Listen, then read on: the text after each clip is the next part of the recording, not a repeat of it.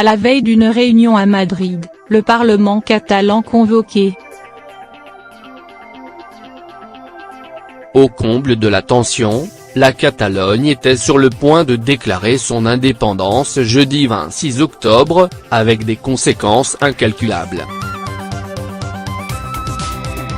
Et ce, alors que le Sénat à Madrid prévoit de se réunir vendredi pour entériner la mise sous tutelle de la région.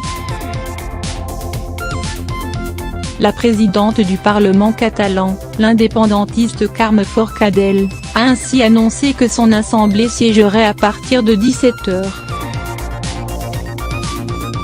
Un timing loin d'avoir été choisi au hasard, au même moment dans la capitale espagnole, une commission sénatoriale de 27 membres commencera à débattre sur la suspension d'autonomie de facto de la Catalogne, demandée par le gouvernement conservateur de Mariano Rajoy. Un vote acquis à Madrid.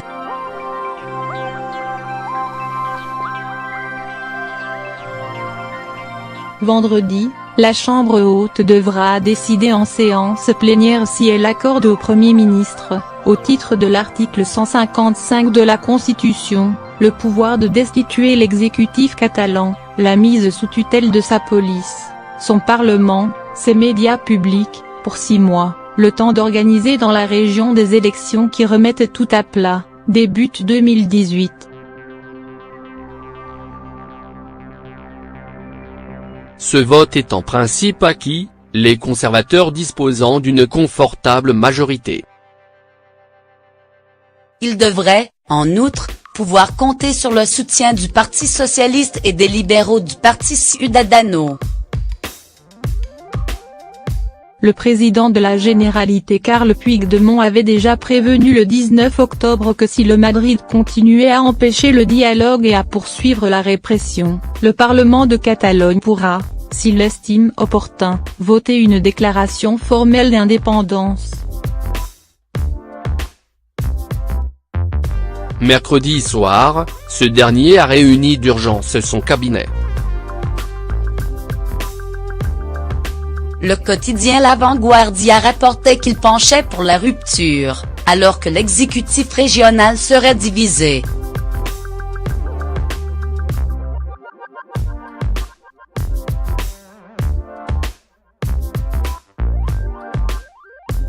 La Catalogne, dont les relations avec Madrid n'ont cessé de se dégrader depuis 6 ans, est au cœur de la plus grave crise politique qu'a connue l'Espagne depuis le retour à la démocratie en 1977, après la tenue le 1er octobre d'un référendum d'autodétermination non reconnu par le gouvernement espagnol et interdit par la justice.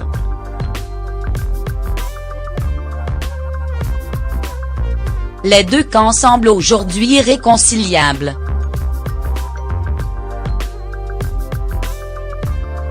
Mercredi matin, M.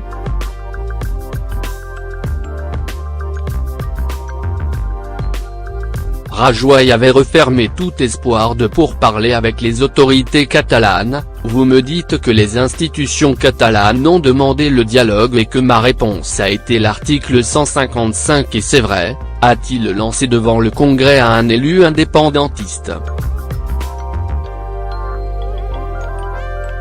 Et d'insister, c'est la seule réponse possible, la seule.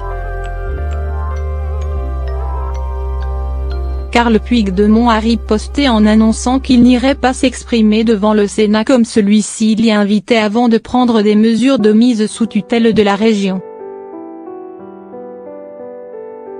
L'article 155 entraînera une suspension de facto de l'autonomie, restaurée après la fin de la dictature de Francisco Franco, 1939-1975, et à laquelle les Catalans tiennent beaucoup.